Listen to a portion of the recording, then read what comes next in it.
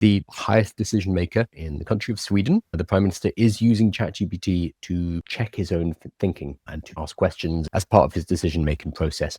Now, this I've seen a lot of backlash with people saying it's an embarrassment. I can't believe he's leading the country. Lots of Swedish people were very annoyed about it as well. But I think he's just being truthful about his usage, whereas a lot of people are doing it quietly. They're doing it on the side. So the follow-up question, the obvious one was, are you uploading confidential information into it? Are you putting political investigations, reports, motions, and decisions into the language models? And he said, no, we're not doing that, or I'm not doing that, which was the right answer. Whether or not that's true, we don't know, and there's no way to find out. Good morning, everybody. My name is Kyle. I'm here again to give you the AI news and updates of the day. We're catching up with what's been happening over the weekend. So, what do we have today? A couple of things, nothing really big. I have the feeling we're about to see GPT-5 soon, maybe this week, maybe in the next couple of weeks. And it feels like everything's quieted down a bit, maybe because other AI companies know what's going on. So I don't think there's any big releases announced for this week, potentially because GPT-5 is on its way or soon enough. But we'll see. As always with these things, it's all speculation until it happens. So what do we have? A couple of things. Oh, I'm having a little problem here. We're having trouble posting to LinkedIn. We'll live. So LinkedIn is such a funny place. I need to be on it because for professional reasons, but every time I go onto LinkedIn, I just hate being there. And it's one of the social media networks that has actually embraced artificial intelligence in a way that I think is incredibly destructive. So they are not only allowing AI generated comments, but they're also, if you have a premium LinkedIn account, you can actually generate AI comments or canned responses to other people's responses directly. So they're pushing it because it increases engagement, even if it's destroying the platform. Already LinkedIn was a bit of a mess. Everyone, what I find, an awful lot of people are very, fake's the wrong word, inauthentic, I would say, because everyone's trying to put on this professional persona and it comes across as quite bizarre and unreal sometimes. But the fact that LinkedIn have also embraced AI, they're not cracking down on AI comments, they're not cracking down on AI posts, and they're allowing you to use an auto generation to respond to things, is, I think, very short-sighted. A lot of the other social media platforms at least realize that AI could be a problem and it could destroy the reason we use social networks, which is for social interaction. So Reddit is going the same way as well, but at least people on Reddit know. And whenever there's a ChatGPT post or ChatGPT comment, people will call it out and say, get this ChatGPT out of here. This is actually connected to a few of the things I want to talk about today, even though I'm going on a ramble about. Increasingly, I'm seeing lots of popular backlash. So celebrities and, as we'll see in a moment, the Prime Minister of Sweden getting in trouble for even suggesting that they are using ChatGPT. Actually, I'll jump straight over to that. We'll jump straight to, here we are, Prime Minister Ulf Kristersson. I'm sorry if I got that wrong. I'm sure I did. I'm actually going to Sweden in a few weeks, so my Swedish viewers can tell me off when I get there. Prime Minister Ulf Kristersson uses AI services in his work as Sweden's highest decision maker. So he's the Prime Minister of Sweden. And there's a quote, this is a translated, but I think it's relatively accurate. I use it quite often myself, if nothing else, for a second opinion. What have others done? Should we think exactly the opposite? Those kind of questions, says the Prime Minister's. He points out there are no plans to upload political investigations, reports, motions, and decisions into language models, but the use is similar to doctors using AI to gain more perspective. So the highest decision maker in the country of Sweden, the Prime Minister, is using ChatGPT to check his own thinking and to ask questions and as part of his decision-making process. Now, this I've seen a lot of backlash, especially on Reddit, with people saying it's an embarrassment. I can't believe he's leading the country. Lots of Swedish people were very annoyed about it as well. But I think he's just saying something. He's just being truthful about his usage, whereas a lot of people are doing it quietly and they're doing it on the side. I think as long as people are forced to use ChatGPT illicitly, to do it under the radar, then we're not going to get the level of education required to be able to use it properly. Because there are problems with using ChatGPT, there are problems with using generative AI. And if we don't get the right education, we're going to fall foul of those problems, like hallucinations, biases, the agreeableness of these models and their tendency to agree with us. We can work around all of these things, but we need to know how to. And that's an education process. And as long as people are denying that they're even using it, as long as companies and organizations are saying you're not allowed to use it, people will continue to do so and are continuing to do so under the radar, and they're going to do it quietly, and they're not going to get better at doing it? This is the really large question here. So it sounds like the Prime Minister of Sweden is using it, probably a lot of other high government and decision makers as well. Definitely people in companies. I work with an awful lot of them.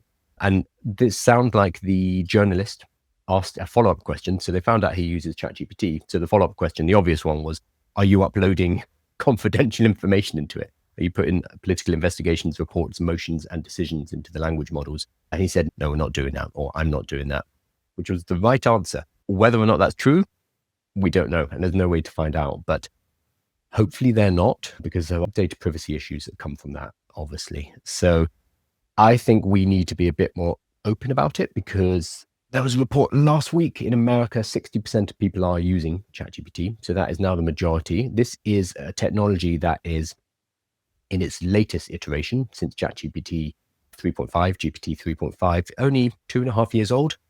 60% adoption rate in 2.5 years is phenomenal. We might not, from where we're sitting right now, think of that as unusual, but compared to any other technology, that's amazing. That's much faster than the internet. The internet took a while to take hold. We need our public. We need our decision makers, like Prime Minister Ulf Kristersson. Oh, I see a Swedish person in my chat. Hey, Leila. I'm sorry if I'm saying it wrong. We need to make sure all these people have the right education to use these tools properly, because they are being used in daily life at the highest levels of government, the highest levels of corporation, and we need to make sure it's being used correctly. So yeah, there was a backlash against the Prime Minister saying that it's concerning that he was using ChatGPT. The other one, though, at exactly the same time, in more of the popular space, is a guy called Markiplier. So chances are you either know the Prime Minister of Sweden or Markiplier, that these are very different worlds. But if you know both, fantastic. So Markiplier is a game streamer. He's been around for a long time, like he's one of the original people, with people like PewDiePie, who funny enough is also Swedish. Markiplier is not, he's American, I believe. He recently did a live stream or skit where he was talking about almond farming. I think it was almond farming. And he asked ChatGPT about the amount of water that almond farming uses against how much water ChatGPT uses. And ChatGPT, he used the voice mode. ChatGPT said, oh, almond farming uses an awful lot more water than ChatGPT. And Markiplier was like, you're just telling me that because you're ChatGPT, etc. It was a joke. It was a skit. However, he was basically, he's gotten a lot of trouble from his fan base. There are a lot of people in his fan base who have a rabid hatred of generative AI. A lot of them, and this is from the commentary I've been reading, a lot of them are artists. So people who create illustrations, who create graphics, to whom generative AI is understandably the devil. So even him joking at the expense of ChatGPT in this skit has been enough to trigger a response coming down on him, calling him irresponsible, saying that using it like Google in this way is destroying the planet, etc., even though he was taking the mickey out of ChatGPT.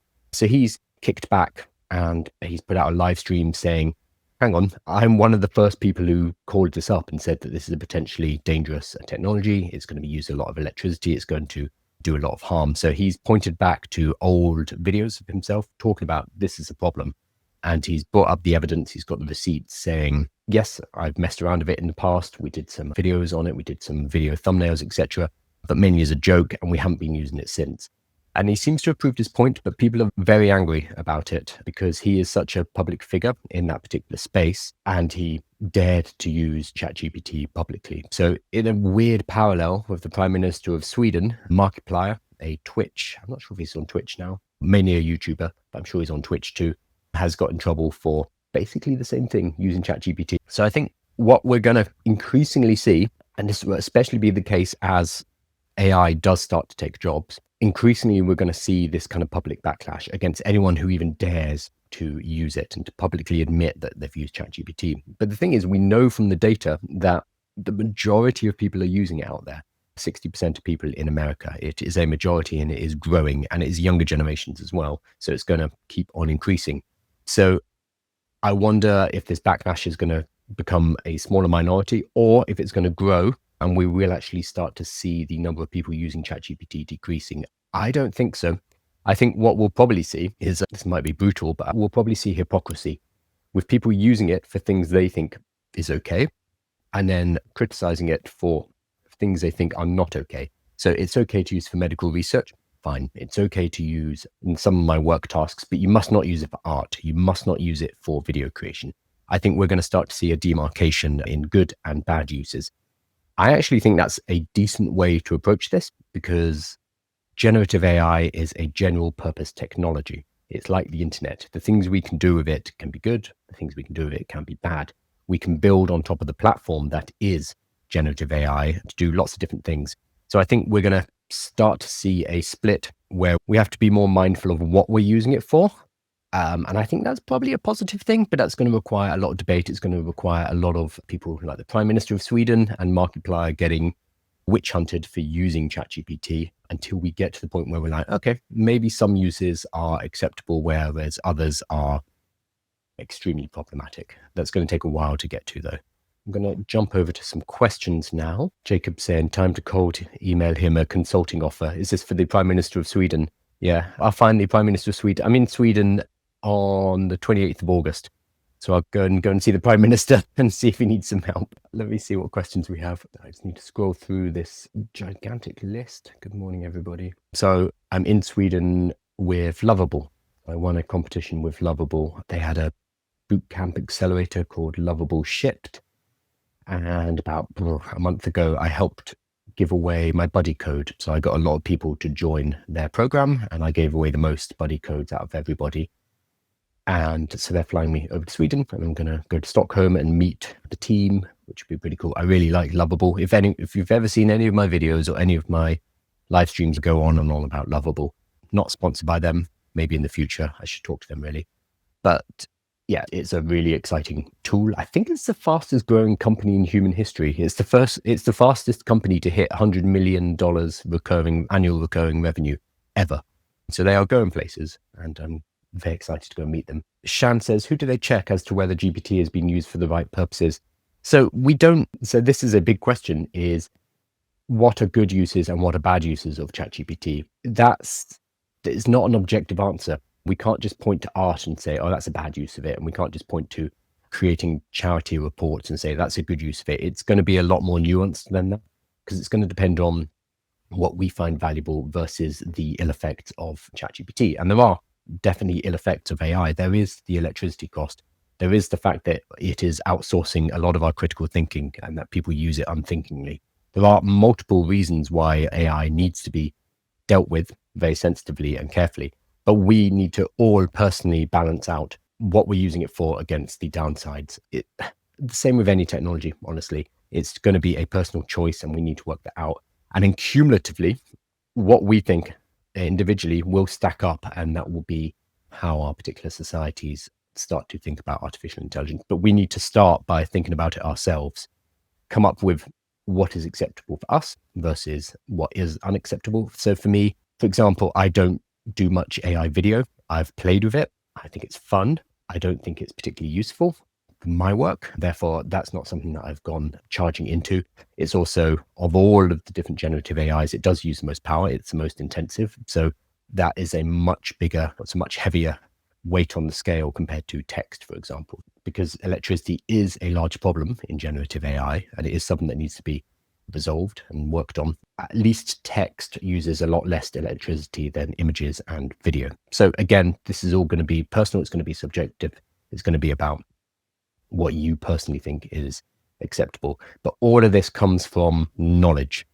So there was a post I saw on LinkedIn the other day where they put together these beautiful graphics, and they're all about how much water ChatGPT uses, and it's using the electricity of 45,000 homes, and it's just made up numbers entirely. And people were posting down below and saying, oh, actually, it doesn't use that much water, and where are you getting these figures from? And then those people were getting attacked. So it just became a motive. We need to have the actual data at our fingertips so that we can make these decisions. And as long as people are fully emotional about artificial intelligence, we cannot have those discussions. So we need to move past that so we can work out the data, work out the true costs, and then we can make informed decisions.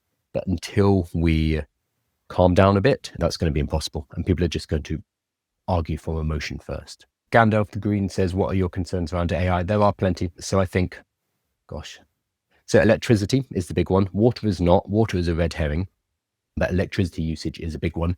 So the global IT uses about 1.5 to 2% of the world's electricity right now, which is small. That is set to potentially double in the next 5 years or so because of generative AI, mainly to do with training. It's not really inference. It's not us asking ChatGPT and ChatGPT sending us responses. It's the training that uses a huge amount of energy. There's also the energy in creating the GPUs, the semiconductors, powering the data centers, et cetera, is a huge amount of electricity. However, it behooves the companies creating generative AI to reduce those costs because their main cost base is electricity.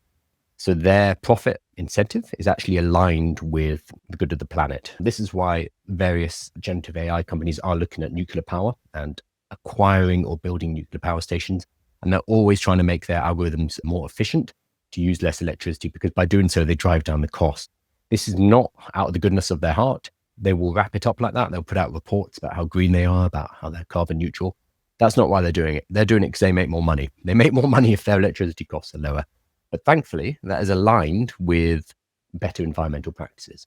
But we still need to remember that even if AI is taking up 4 or 5% of the world's electricity, that's only 5%. There is a huge amount of other stuff out there which is not being focused on right now because it's not the hot topic. But in terms of the negatives, yep, there's definitely power.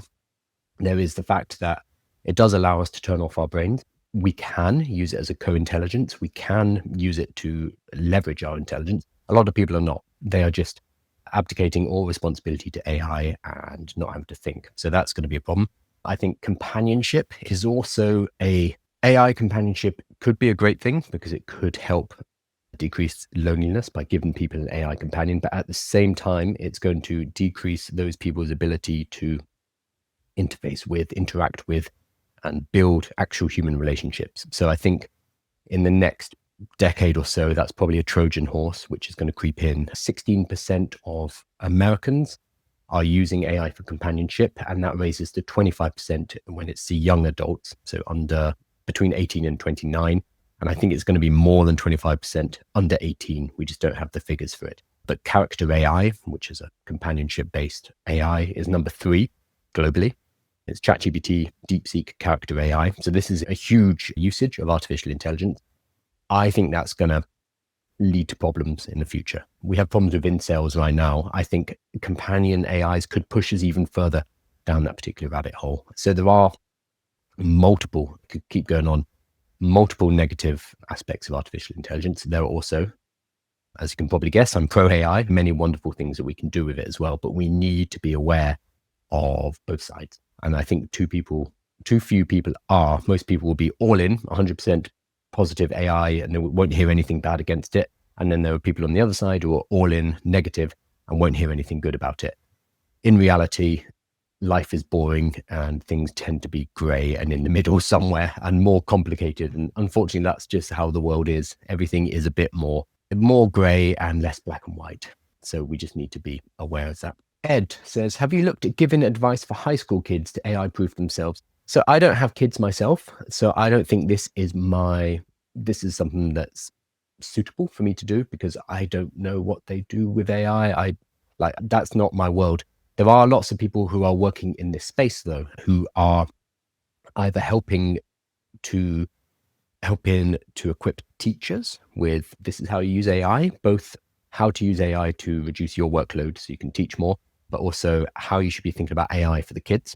I know there are other experts who work in parenting, so how parents should be thinking about AI and what they should be doing with their kids. And then there are people who are talking directly to kids, to high schoolers.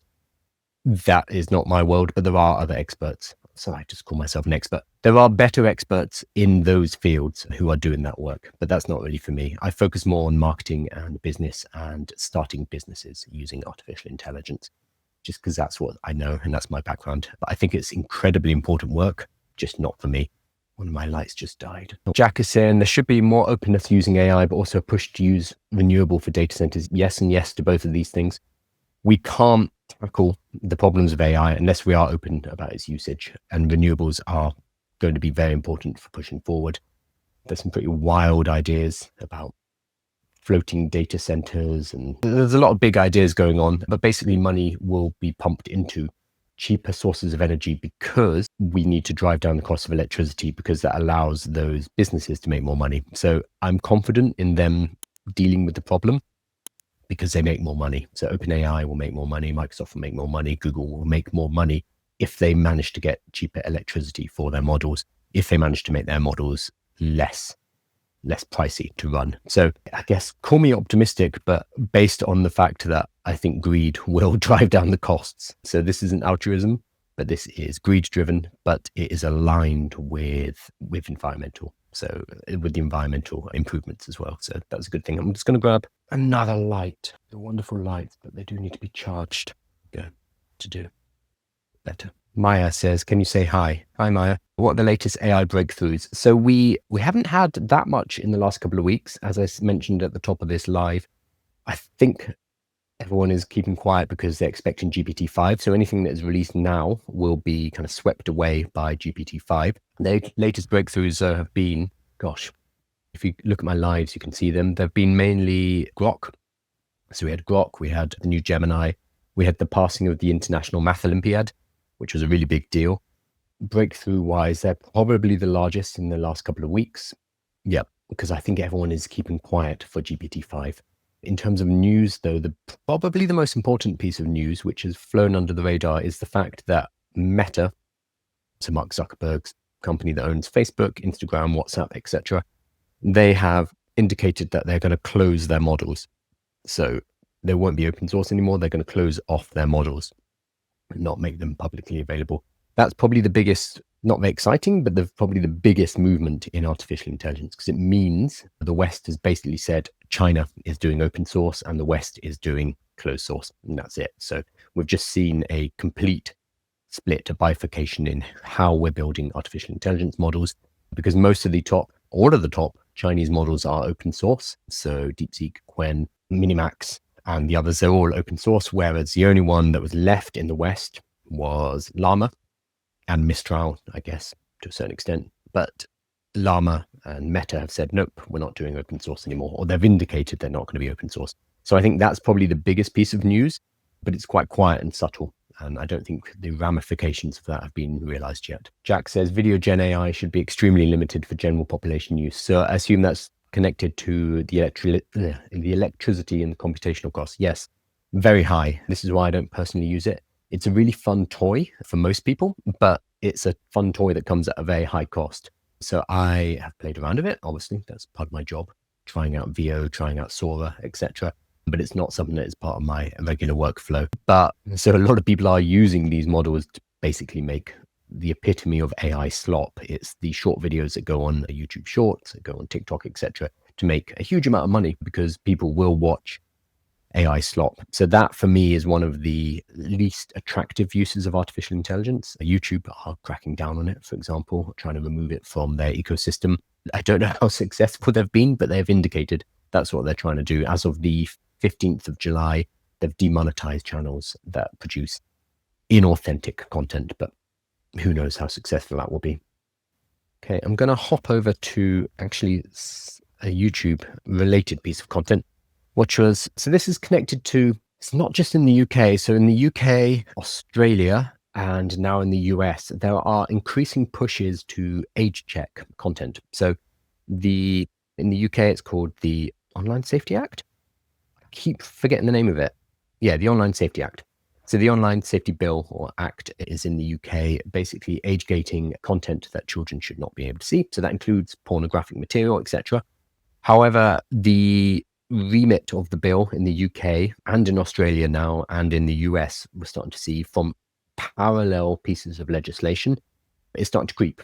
So we knew this would happen because these bills are very loosely worded. It's basically anything that can harm children comes under scrutiny from these bills. So it's very much like that Simpsons meme, won't anyone think of the children kind of thing like that.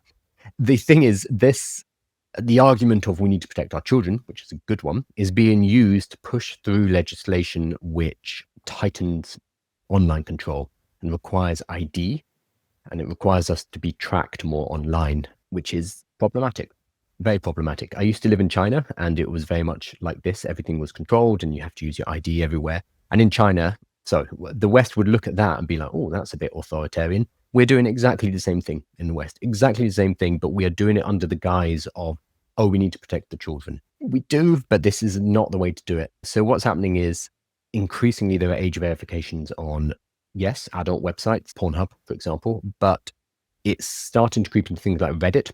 So Reddit has an age verification, Spotify for songs that have explicit lyrics. And it's just going to keep on creeping and creeping out with more and more information being collected about us. And what we're doing is we are happily scanning our passports or scanning our faces, given biometric information, which is going to a third-party company, generally in the US, which will probably be monetized. That is information, data, that it will probably be put into an AI or it will be sold or it will be packaged up. But something's going to happen with it, which I don't trust is going to be in our best benefits. Or there will be a data breach and then all our passports are out there flapping the wind for everyone to see. So YouTube is one of the latest here. So they're doing it slightly differently, where they have an AI which can look at what you're watching and use that to decide if you're under 18. So if you're watching a lot of Roblox videos, for example, it's probably going to assume you're under 18. And then it will ignore the age you tell it and say you're actually 14 or you're actually 13, which is really funny because there are going to be some adults who watch, I don't know, Scooby-Doo episodes from the 1980s or whatever it is, and they watch like child content, and YouTube's going to flag them up and say, you're a child, prove your age, which is amusing. So this is, again, it's wrapped up in we want to protect the children, but it's all about online control. Where this gets really scary is it can start to affect net neutrality. So we might see other services like Flare and servers and stuff like that starting to introduce these rules as well, and to track what we're doing online and to potentially restrict access to services, restrict access to websites based on our activities, which becomes a bit scary. And again, it's all wrapped up in language and an argument which is very hard to argue against, because immediately you will be accused of being a sex pest or a pedophile. So they're using that to squish through control. And this is happening in the UK, it's happening in Australia, and it's happening in America now. And it's all about controlling people online. I saw one of the most wonderful ways to get around this, though, was, so right now, here we go, Reddit and Discord. Okay, Discord has added age verification as well. So Reddit and Discord's age verification can be defeated by Death Stranding's photo mode. So Death Stranding is a video game, a fantastic video game, one of my favorite. Death Stranding 2 just came out a few months ago. And there's basically a photorealistic version of Norman Reedus, Daryl from The Walking Dead. You probably know him as. He is the main character in the game, and there's a photo mode in Death Stranding 2. What this means is when a website asks for a photo of your face, so it can work out how old you are, people are just booting up Death Stranding, getting their camera, pointing at this photorealistic image of Norman Reedus, and then they're able to rotate him, make him smile, open his mouth, etc., in order to fool this age verification. Because now they don't just require a photo, they ask you like to look up, look down, look left, look right, open your eyes, do a smile, etc., because they want to check that you're a real person. This has been overridden by using basically a video game character, Norman Reedus in this case. So what Reddit started to try and do, people tried to work out what was the most basic fake character they could use to bypass this. And they ended up using Gary's mod. So I think Gary's mod is from Half-Life 2, which is pretty old. And they were still able to get through it, basically. So these age verification tools are, put it this way, young people know how to get around them. Young people are going to be using VPNs. They're going to be using Norman Reedus's face from Death Stranding. They're going to be using Gary's mod. They are going to work out how to bypass these things. And the people who are left getting punished by this are older people who are uploading their passports into God knows whose server whenever they want to access adult material. So I think this is an ill thought out push in the guise of we need to protect the children. That isn't actually going to protect any children, because kids are very smart and they're going to be able to work their way around all of these age gating. They've got a lot of free time, and they talk to each other online. So they're going to be able to work their way around this. So the only people who are going to get stung by this are the adults uploading their identifiable personal information, which is then going to be probably sold on or used to train an AI or data leaked at some point. So I think the whole thing is a mess.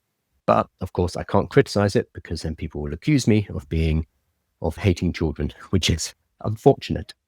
Yeah, it's just ongoing state control, but we can work around it. I'm surprised people haven't made AI tools to go around these. I'm sure somebody will very shortly. Let me hop over to questions. I've just lost everything. Ed Endry says, will China win the AI battle? Whew, that's a big question. So it is a two-horse race now. It is between the United States, specifically Silicon Valley, and China. And that's it. So the EU has removed itself. The UK removed itself a while ago. I've actually just read an article about Demis Hassabis, who is the head of Mind, Google DeepMind, who is a homegrown British AI genius. But that was purchased by Google. So DeepMind was purchased by Google. So basically, America vacuums up any Western talent because they have the money. So the only other horse in the race right now is China. China were going a very different way. As I mentioned before, all of their models pretty much are open source. They are releasing their models. I talked on Friday, I think it was, about why this is. They're playing the longer game. So if you know anything about Chinese history, I studied Chinese history at uni. I've lived in China. I speak decent Mandarin. If you think about Chinese history, everything's much longer timescales. In the West, we tend to think in the next couple of years, the next 4 years generally, because that's how long our presidents or our prime ministers tend to be around. And we're not very good at looking beyond that. So Chinese history is very much longer time spans, and it means projects can be put in place like the Great Green Wall of China, which is reforesting, or not even reforesting, just growing huge amounts of trees. We started back in, I think, the 70s, and they're still doing it now. Projects go over decades rather than, oh, what can we build in the next year or two? So I think because of this, and because of the fact that AI is a long-term global technological shift, I think China's in a really good position right now. What they're doing with their open models is smart, because the Western models, so OpenAI, XAI, Microsoft, Google, Anthropic, etc., they're all driven by profit. Yes, OpenAI is a capped for profit, but still, they need to make money.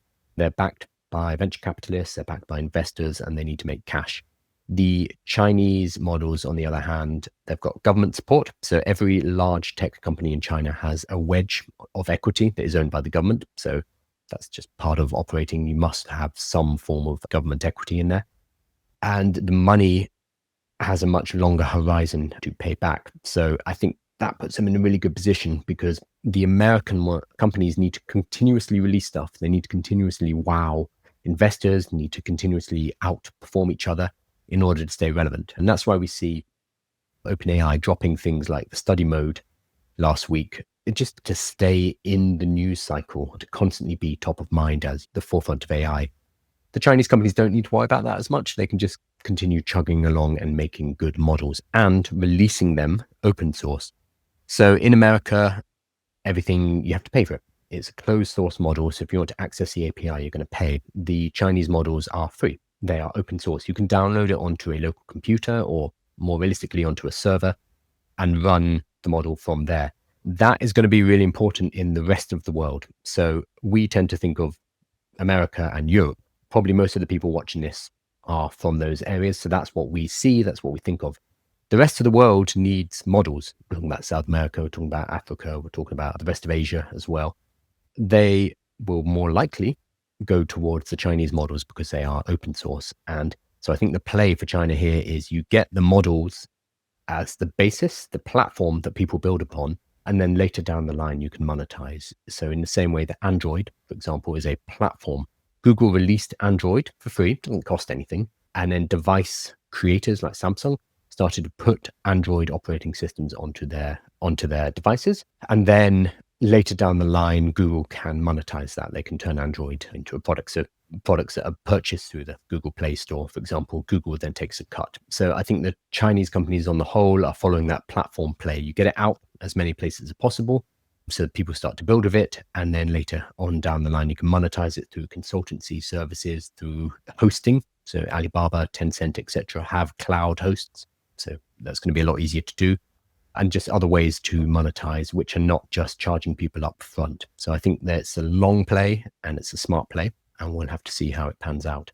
It's also good for China's brand. So China uses soft power to push its brand.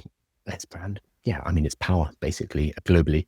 So that's why they're in African nations right now, building roads, building schools, building infrastructure, which Western colonizers never did. They were terrible there. China at least is going in there, building infrastructure, and then at the same time claiming mining rights. It's a very soft and subtle way to build power, and giving artificial intelligence away as open source models is part of that as well. It's a cultural and a brand move as well. So I think over the long run, it may be more sustainable because Silicon Valley will overinvest and we will see a correction. As we always do with all of these things, we'll probably have another dot-com boom. Hopefully not, sorry, dot-com bust. Hopefully not as large as back in 2001, but we will see a correction because right now, every business have to basically tack AI, artificial intelligence, onto their name or into their description to make money, to raise any amount of cash, which means stupid money is being spent right now and there will be a correction. And China will probably avoid that and just keep chugging along and keep building. But we'll see. It's a big question. Who will win depends on who gets to AGI first as well. Can you go over the important settings to keep your info private from feeding AI in generally? So very basically, if you're using ChatGPT, there is a toggle. They hide it away. I'm going to pull it up because they hide it. They're very cheeky. So if you go into ChatGPT, you go to your account, you go to settings, you go to data controls, and then there is a toggle called improve the model for everyone. So this is what you need to turn off. Improve your model for everyone. Allow your content to be used to train our models, which makes ChatGPT better for you and everyone who uses it. We take steps to protect your privacy. So you can turn that off. So they've couched it in language, which makes you not want to turn it off because you're mean if you turn it off and you don't want it to be better for yourself and other people. But that is basically, can we use your information to train our models? They've hidden it away in the settings and they've called it improve the model for everyone. Turn that off, and that means that theoretically, your information is not used to train the model. However, we're not sure how much we can trust that. So right now, the New York Times is suing ChatGPT and saying, we want you to keep record of every single thing that is kept on, that is sent to and sent out of ChatGPT. We do not know if OpenAI are doing that. Most people say no, because the amount of information would just be too huge. It would require much, like the data centers required to store all of that information in its raw form it just wouldn't be feasible. But we don't know. So OpenAI is a relatively new company. We give away so much for information to Google and Microsoft and these kind of companies because they've been around for so long. We implicitly trust that they're not going to mess it up, despite the fact that they do have data leaks. Whereas with OpenAI, we don't know. We really don't know. We know they've been shifty with their training. So they're a little bit lax on, I would say, data controls and data honoring data. So there were things like Mira Murati, who was the CTO of OpenAI. She was asked in an interview, did you scrape YouTube to train ChatGPT? And the meme is just her face. She pulls this silly face because she can't lie, because if she lies publicly on video, they're in trouble, but she also couldn't admit it. So she didn't say anything. She just pulled a face and it's okay. Yes, you did. But they're trying to remain non-culpable. So they have been shifty with data in the past. I don't think there's no two ways around that. So what they're doing with our data, we don't 100% know. But what you can do for now is you toggle off, improve the model for everyone. If you are genuinely worried about what these companies are doing with your data, deploy a local model. So this is what I was just talking about with China. You can get an open source model. You can download it onto your computer or onto a server, and you can run that model yourself. And it has no connection back to the people who created it. It doesn't go back and forward. Instead, you are talking directly to your model, and the connection is just between you and your server. So it becomes private. So a lot of enterprises are doing this because it allows them to have that data security because they know their information is not going back and forward to OpenAI. So to do this, if you wanted a Western model, it would probably be Llama. There are other ones out there, but it's probably going to be Llama or Mistral. If you don't care if it's Chinese or Western, then probably DeepSeek or ZAI, what's it called? Let me put it up. So the top one right now is DeepSeek, followed by Qwen 3, also Chinese. It's by Alibaba, followed by Exa1. I haven't used that. Oh, it's a Llama-based one, which is Meta, but it's released from LG, so Korean, followed by Nematron Super 49B version 1.5, great name, from NVIDIA. Then Alibaba's Qwen 3, Minimax M1, that's Chinese, etc. Oh, GLM 4.5, that's the new one from Z.ai, is, okay, it's about number 10 now. But you can go and download one of these models and deploy it locally. And that's going to allow you to be totally secure in your data. It requires a few steps. If you want to learn how, I would literally go to ChatGPT and say, hey, how do I deploy one of these models? It's not that hard. And there are lots of tools that help you do it very quickly. I basically do it for you, like one-click installs. So that is the ultimate way to get security. Obviously, there are going to be costs to running that yourself. You need to rent a server generally, but you do get that security. Any chance AI could help bring humanity to stage 1 of the Kardashev scale? So this is interesting. Let's pull up a graphic of the Kardashev scale, because it's a really interesting idea. The Kardashev scale, gosh, these are mad images. I'm going to bring it up on my main screen. If you're on TikTok, sorry, you probably can't see this. Well, I know you can't see this. So the Kardashev scale is a method for measuring a civilization's technological advancement based on its energy consumption. So this is, you see this a lot in sci-fi. I'm reading Peter F. Hamilton at the moment. So it's based on the fact that there are probably lots of other civilizations out there, miles and miles away, well, more than miles away, like astronomical units away, a long way away. And one way that we could use to categorize different civilizations is how much energy they use, or specifically, how do they harness that energy? So a type 1 civilization is able to access all the energy available on its planet and store it for consumption. So it means that the whole planet is the data producer. And this only makes sense when you're thinking about like galactic empires, but basically it would be if we could tap all the energy out of Earth, and that would take us to becoming a type 1 civilization. We are not there. We are very inefficient. Type 2 civilization can directly consume a star's energy, most likely through the use of a Dyson sphere. So putting a structure around our star and using that to capture all of the fusion energy coming from the star itself. Pretty big. And then a type 3 civilization is able to capture all of the energy emitted by its galaxy. So again, this is sci-fi stuff. And every object within it, such as every star, black hole, etc., etc. So under this scale, the sum of human civilization does not reach type 1 status. Nope. Though it continues to approach it. Extensions of the scale have been proposed, including a wider range of power levels. Okay, we've already got quite a lot with 1 to 3. So 1 is the whole planet, 2 is our local sun, and 3 is the whole galaxy and everything within it. So yeah, potentially we are on our way towards type 1, and then we'll have to do things like putting solar farms on the moon and then piping energy down somehow, maybe through wormholes, who knows. But we're ways off it right now. We're still burning rocks that are made out of old trees. Like we are very, when you think about it, things like coal, it just seems so primitive. It's old trees and dead animals that have been squished under rocks, and then we dig them up and burn them. That's crude. That is really crude stuff compared to a type 1, a type 2, a type 3 civilization. So we are a long, long way off this kind of stuff. But it's a nice goal to have. Science fiction and science do overlap a lot. They inform each other. So a lot of scientists read science fiction, and a lot of science fiction writers study the science, and it has this beneficial loop. Arthur C. Clarke's the famous, I'm going to have to look it up, indistinguishable from magic. So this is what I felt first time I used ChatGPT 3.5. A sufficiently advanced technology is indistinguishable from magic. So if something is so far out of our ken, so far out of our daily experience, that when we use it for the first time, even if it's a technology that exists, it seems like magic to us. This is a quote from Arthur C. Clarke, who was a science fiction author. I actually had this the other day. I know this sounds so mundane, but my phone died. My iPhone, whatever it is, I ran out of battery while I was at a picnic.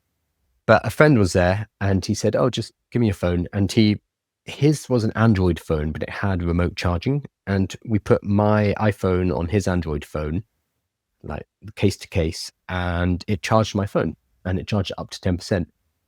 And I know this technology has been around for a while, but I'd never seen it before.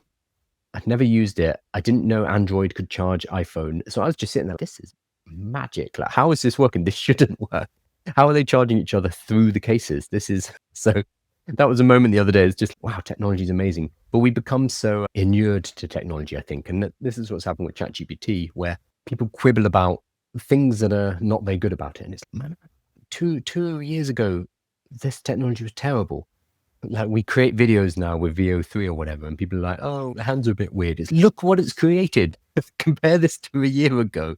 Like the speed of increase is exponential. And we as humans, we get inured to this new technology like immediately. There's a Louis C.K. comedy bit. Whatever you think of Louis C.K., it's a good bit. He talks about how he's on a plane and they announce, it's a Delta flight or whatever, they announce, oh, we're pleased to announce that we now have onboard Wi-Fi. You'll be able to access the internet while flying through the air at 30,000 feet.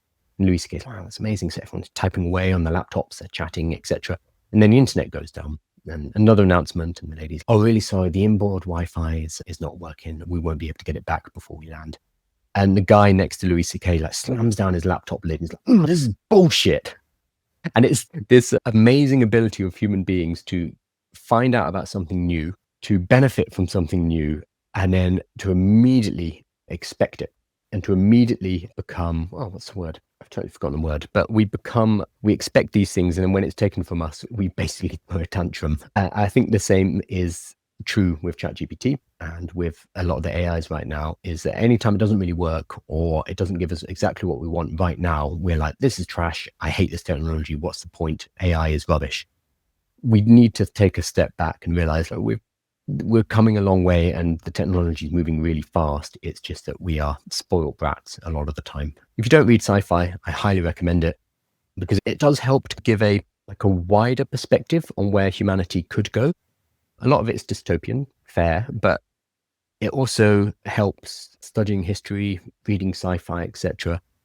What a nerd I am. It helps expand out your time horizons. So it helps you not think about the month to month or the year to year, but instead about the general kind of flow and where we're going. And it is impressive. The technology is amazing, but we become so used to it so quickly that I think we forget that. So yeah, on the Kardashev scale, it's going to take a while, but yes, AI will be part of getting there because we are going to need more and more power to build AIs. And if we get to AGI or if we get to ASI, those tools are going to help us to more efficiently harness energy, and hopefully green energy. Do you think the companies affected by this technology are happy? I assume this is reducing traffic. This is Keith. Do you mean SEO traffic? So yeah, we've seen a collapse in Google traffic and people who rely on Google traffic to run their businesses. So SEO, search engine optimization, has been around for as long as search engines have, basically. SEO is the practice of optimizing your website to send people to your website, to tell Google, mainly Google, hey, this website is worthwhile, you should send traffic to me. So we do on-page SEO, which is like making sure the headings are good, making sure there's schema. It's basically making everything tidy so Google can read it and understand it, and also optimizing for time on page because Google watches the behavior of people on the website. So that's on page.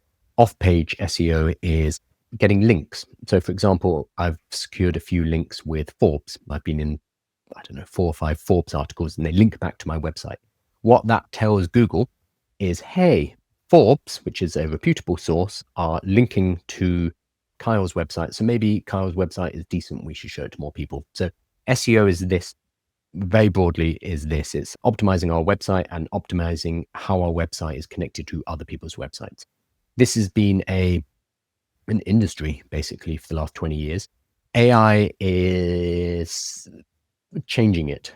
I'm going to put it lightly. The thing about artificial intelligence is that we no longer need to search for the information because all of the information is inside our generative AI systems and can be extracted and synthesized. So for example, I just talked about the Kardashev scale. If you were watching on the live, not on TikTok, but on the YouTube live, you would have noticed I read the description of the Kardashev scale from the Google AI overview. I was able to do that because I already knew what the Kardashev scale was, so I knew that it was correct. But I did that before I clicked onto Wikipedia. So a lot of searches are not going to make it to an actual website. They're just going to lead to reading the AI overview and then leaving the page.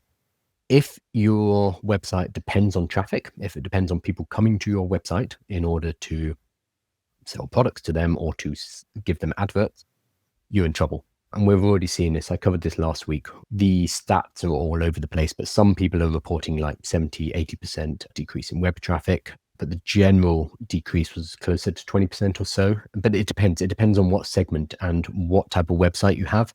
So if your website is information based only, less and less people will be coming to it because they can get that information directly from the AI overview. That's one way they can get it. Or they're asking ChatGPT. So they're using ChatGPT as a search engine, basically, which is further helped by the fact that ChatGPT now has a search function. So it can go off and check internet, check the sources as well. So yeah, ultimately, this is devastating to people who make websites. There's a lot of, I don't want to call it cope, but there's a lot of people who create websites, publishers, SEO experts who are all scrambling and say, oh, it's going to be fine. We're just going to work out how to integrate it with AI. And this isn't the end of the world. Don't worry about it. I think it is. I think this is a really big problem. We're shifting our paradigm in how we access information. It used to be you'd go and listen to the local storyteller in the village, or somebody would come into your village and give you the news from the outside world. So it's oral. And then we invented printing presses. So it became newspapers, for example. And then later we'd have, if you wanted a repository of knowledge, you'd go to the library. I still go to my local library to work, but not necessarily to find the books. And then we moved on to the internet. And now we're moving on to generative AI. Yes, there are problems. Generative AI is not always going to give you accurate information, but that stuff is very rapidly getting better because they are checking their sources now. So I think there is a fundamental shift in how we access information as a civilization. And because of that, the old models of building a website to run adverts on it, or affiliate sales, or even funneling into selling your own products, are at risk. And the SEO people, the SEO experts who sell services, sending people to your website, they're at huge risk too. Lots of them are pivoting into AIEO or GEO, or there's so many terrible names for it, but basically optimizing for ChatGPT. So making sure your company appears at the top of ChatGPT. Sorry, that's old Google language. Making sure that your company appears in ChatGPT. That's the new hotness. But yeah, it's a big shift. And yes, you said, do you think they're going to be happy? No, because businesses will be destroyed by this shift. So they need to be pivoting if they haven't started already. Do something to prove you're real. Oh, it's the same person. Nat. Yeah, I'm still real. You were here on Friday asking if I'm real. It's actually a really interesting question. I don't know if you're trolling, but how do you prove you're real? Because an AI could do what I'm doing right now. It's genuinely really difficult. Gosh, this is a bit Blade Runner, isn't it? We need a Voight Camp test to see if I'm real or a cyborg. I'm really struggling to think of a way to prove that I'm real rather than just telling you that I'm real. I don't know, if someone can give me an idea in chat, I will do it. But again, give me an idea. Why do you hate children, Kyle? I don't hate children. I dislike the online safety acts. If someone can get, this is a great question, Mark. If someone can get ChatGPT to teach anything, how do you get people to buy your courses and programs? Awesome question. So I obviously sell courses and programs myself, but I think more generally, we can answer this question. Yeah, how do you get anyone to buy information? Basic answer is you don't. So information is free. We can get any amount of information we want out there. No problem at all. The example that I love is MIT and Harvard. They actually publish most of their courses, especially the computer science, the engineering ones. Anyone can go on and study the MIT course for engineering. And I think you can even get a certificate or degree from MIT. You can say, I've done it, or I've done the tests, and you can get accredited. No one does it. Absolutely no one does it, because information itself is not enough. Information is not the problem. There is so much information out there right now. The difficulty is action and actually sticking to something. What courses and accelerators and cohorts and all these different forms, going to university, signing up and paying to go to university, because you don't need to do that because the content's available. All of these give you a structure in which to learn, because fundamentally, most of us are quite lazy. Yes, the information's all out there. Yes, we could use ChatGPT as a personal tutor to learn this stuff, but we don't. And this is the main problem. And it has been for decades. The books and the information's available, but it requires structure to get us through there. It's not enough for me to go and buy a biology textbook and then just work my way through the exercises and do the exam. The information itself is not enough. It's signing up for a course, knowing that there's a structure, having a teacher to talk to, knowing I have to go every single week, working on projects, etc. That's the valuable stuff. So if you are selling courses, if you're selling information, if you are teaching people how to do stuff, that's what you focus on. You don't focus on just the information. You focus on how to make sure people actually use it. So all of my courses, no, I don't even have courses. I used to make courses where it would be, here's some videos, go through it in your own time. Doesn't work. People do not do it. And this is true before AI. They will not do it. They will download it and be like, cool, looked like a lot of work, sod that, and they won't do it. I don't know if you have a Udemy account or a Coursera or whatever, but I'm sure a lot of you have signed up for many free courses on Udemy, done the first lesson and be like, oh, I'm not going to do this. And I think the completion rate on MOOCs, which is massively, let me look it up, MOOC completion is 5%. So MOOCs are massively open online courses. So Udemy, for example, the completion rate is 5%. I'm surprised it's that high. The information itself is insufficient. It's the structure, it's the community, it's the additional support, etc., that helps you through that material that is increasingly more important. This has always been the case, but increasingly in the world of AI, that's going to be the case as well. So this is what I say to anyone who's, oh, why should I buy your course? Or why should I go buy your cohort or your accelerator? Because that's how I do them. They're like more hands-on. All this information's out there for free. I always say to them, go for it. Go and find that information. Go and act on it. Go and build whatever it is you want to build. If it doesn't work for you, if you're still in 6 months, you haven't acted on this, cool, come back and let's chat. Because some people, this 5% who complete MOOCs, they will go off and DIY. They will absolutely manage to get it done themselves because they are self-directed. They're self-directed learners and they're people who take action. Those people are fine. They're never going to buy these courses. They're never going to buy cohorts. They're never going to buy accelerators. No problem.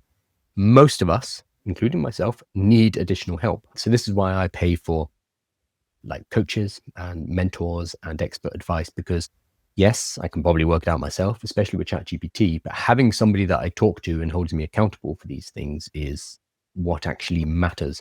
So for example, I started doing webinars. That's just one example from my business. I've known for years I need to do sales webinars. That it's a really important tool. It's really powerful. That's a great way to build rapport and talk to actual people, answer their questions, get them on board. I knew this intellectually for years. I'd even planned them out, but I'd never pulled the plug and did it. I hired a guy called Virgil as like a launch coach for one of my launches. And he was like, you need to do webinars. And I said, yep, I know. And he's like, okay, so you're doing one next Tuesday.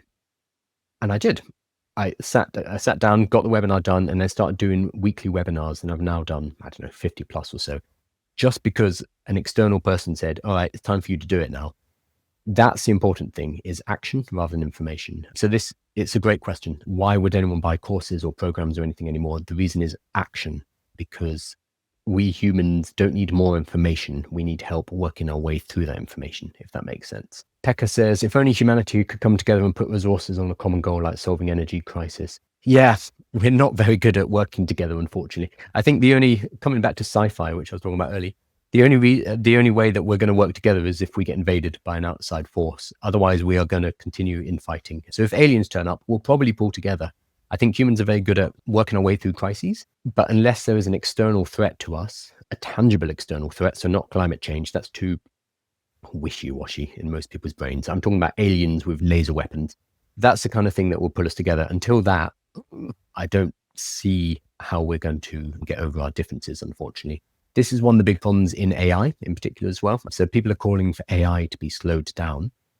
And there are good reasons for that as well, rational reasons. The problem is AI can't be slowed down by one party because the other parties will just continue with their development. It needs to be unilateral. All individuals need to agree not to use it. Companies need to agree not to use it, because if one company continues to use it, they're going to demolish the other companies in terms of competition.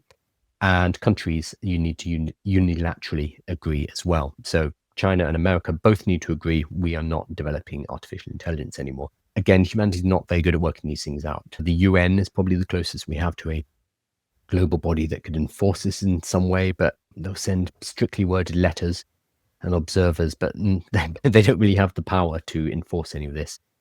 The other problem is, and Geoffrey Hinton, the godfather of AI, has pointed this out, is that by releasing these models open source, we've basically opened Pandora's box. So even if OpenAI and DeepSeek and Alibaba and Google, etc., all decide, okay, we are no longer pushing the development of these models, it doesn't matter, because we have now released open source models into the wild. So bad actors, people who want to cause chaos, who want to create bombs, who want to make deepfakes, political deepfakes, they can do that.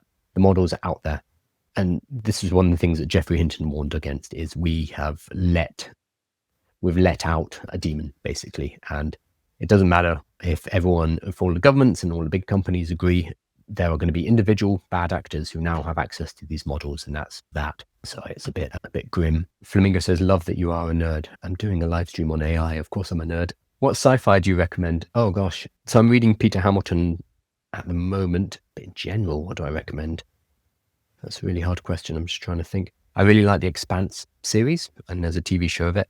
So the Peter Hamilton I'm reading at the moment is Pandora's Star? Yeah, Pandora's Star, which is good. And I also like Alistair Reynolds. His one is, he's got a whole series called, what's it called? Revelation Space. So Revelation Space is great. Oh, and also Ian Banks. There's so many good sci-fi writers. Oh, in the world of AI, though, there is, I'm actually going to go and grab it. What's this? So I'm going to make sure I'm still in focus everywhere. This is Variable Humans in Transit by the author QNTM. Quantum, I guess it's pronounced. So there's a story called Lena, Lena. This is going to be backwards for you, so it doesn't make sense. Tiny little book. I think Lena's available for free online, but Valuable Humans in Transit by Quantum or QNTM. I have no idea how you pronounce it. It's fantastic. And Lena is one of the most prescient and upsetting stories you'll ever read about artificial intelligence. It's about 30 pages long, if that, maybe 20 pages worth reading. Read it today. It won't take very long. But yeah, it's upsetting. Hold up today's newspaper. I don't read the newspaper. Sorry, earlier on. So I have somebody who comes into my chat called Nat, who keeps asking if I'm real, which is a really good question. Oh, I just got up and walked around and grabbed a book. I wouldn't be able to show this because it's copywritten. If I show something that's copywritten, that I won't be able to do it, will I? There we go. Here's a board game called King of Tokyo. I don't think I'd be able to show that if this was a AI avatar, because that's a copywritten design. So I think that proves it. I don't know, Nat, you tell me. You can continue to believe I'm not real. I'll have to invite you to come and watch or something. I don't know. Turn around. He wouldn't be speaking about it if he was real or not, if he was AI, Hope says. I think an AI would, but it wouldn't be able to do it very well. It would, I mean, from the AI avatars I'd use, it would be like, of course I'm real. Why do you? Yeah. Holding up today's newspaper is a really good idea. That is Sasha. I need to bring a newspaper to one of my lives to show to Nat that I am real. Say something politically charged. No, you're trying to catch me out. I won't be doing that. Blah asks, ChatGPT 5, any updates? No, not yet. Nothing that I've heard. Some people seem to have some early access, and there are some potential models that are currently on the name of it. They always have stupid names. Pull it up. But there's a potential model on there which might be GPT-5 because they tend to get released there first to test them out. Which one is it? I've forgotten its name. I'm not seeing it. We think it's probably coming in August. That is based on Sam Altman was on the Theo Von podcast about a week ago, and he mentioned August. So we think in the next few weeks. But we will see. Funnily enough, there's a kind of a related story, which is, let me put it up. You probably heard that. So Claude Code is arguably the best coding AI right now. It's fantastic, really good. I go between Claude Code and Gemini 2.5, but both really good. So Claude Code had on its $200 a month plan, you basically had unlimited access. You could go nuts. And last week, they sent around an email saying, sorry, no longer. We're putting in limits, even if you're paying $200 a month. The reason was some people were just absolutely abusing it. They were rinsing it out. So they had, for example, Hugo, some of the biggest Claude Code fans are running it continuously in the background 24/7. These users are remarkable and we want to enable them, but a few outlier cases are very costly to support. For example, one user consumed tens of thousands in model usage on a $200 plan.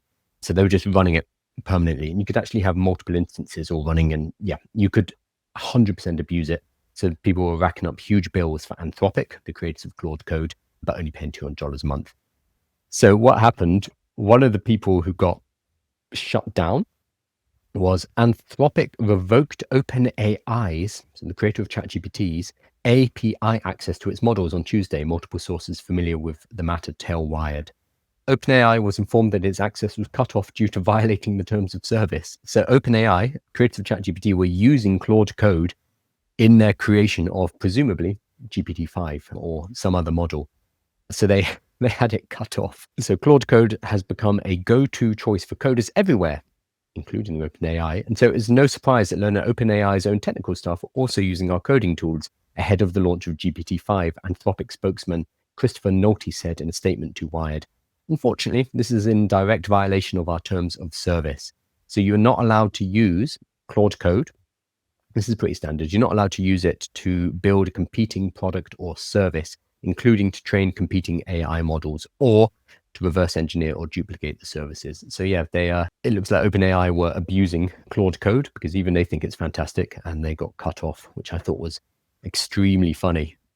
It also means that they know that Claude code is better at coding than ChatGPT, which it is. That's fair. But we'll see with GPT-5 coming in the next few weeks. Maybe we have something even better, but we don't know. Oh, Jin is saying, I delivered my first AI training to 14 people last week. Fantastic. Congratulations. If you want to tell us about that, that'd be fantastic. That's amazing. It's really important. People need help with this stuff. And you probably noticed this when you went and gave the training.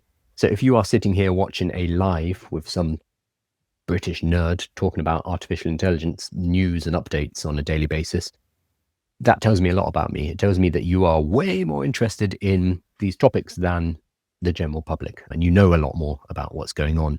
Most people don't. Most people use ChatGPT. If they do use it, they don't know about model changes. They don't know about projects or anything like that.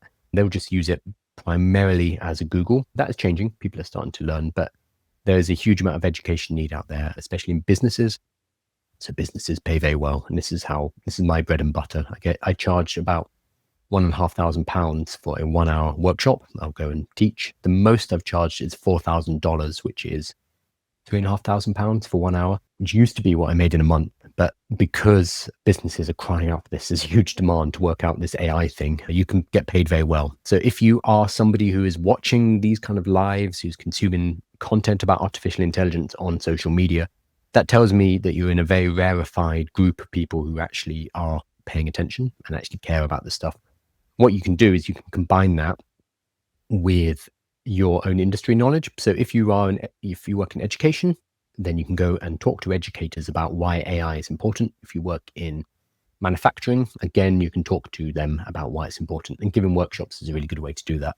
I also highly recommend carving out your brand and your space online. So it's literally, you can copy my videos, go for it, go nuts. You find content about artificial intelligence, so news, updates, what's going on, and you just create content which is that, but for your particular niche. So if you work in marketing, you talk about what does the new GPT-5 release mean for marketers, for example. If you work in education, what does GPT-5 mean for educators, etc. There are very few people who are that niche down, and the people who do choose a niche do really well.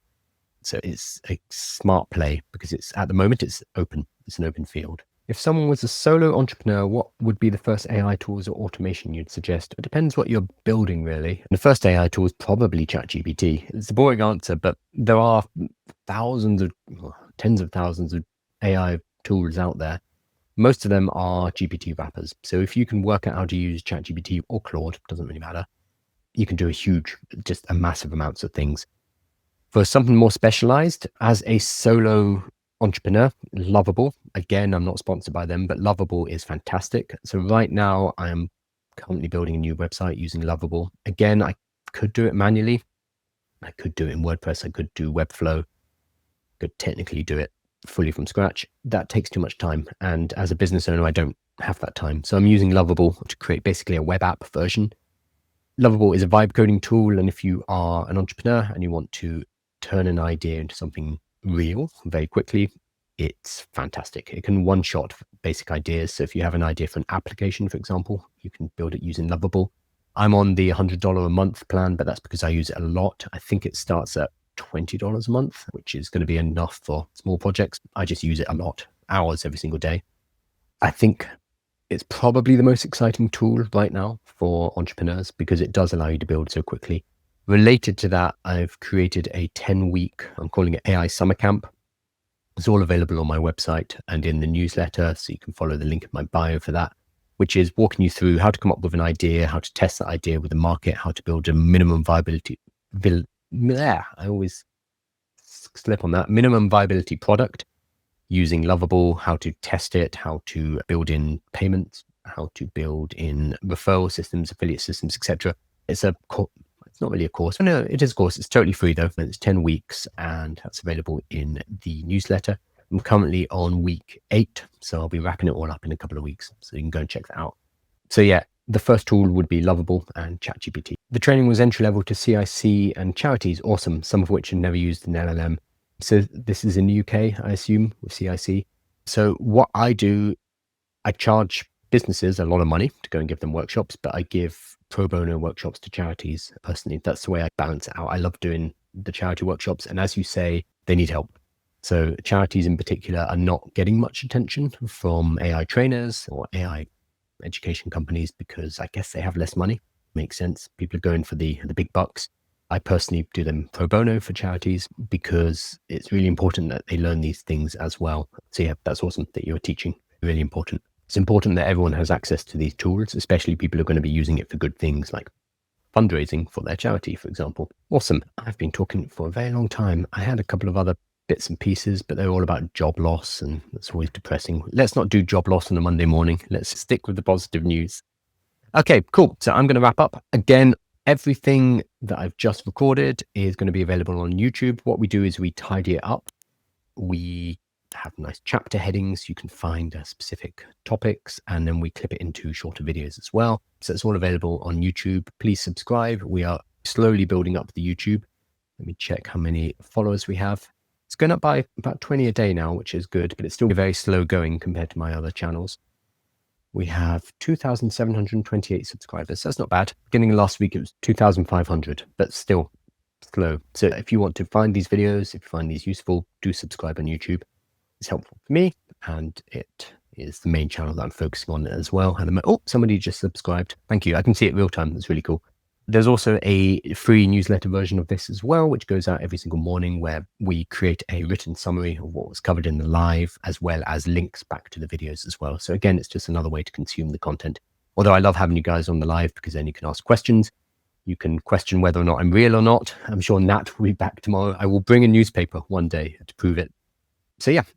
Oh, and someone else just subscribed. It's really cool. I can see it here. Check me out on YouTube and on the newsletter, and I will be back here around 10 a.m. every single morning UK time. So I'll see you tomorrow. Thank you so much.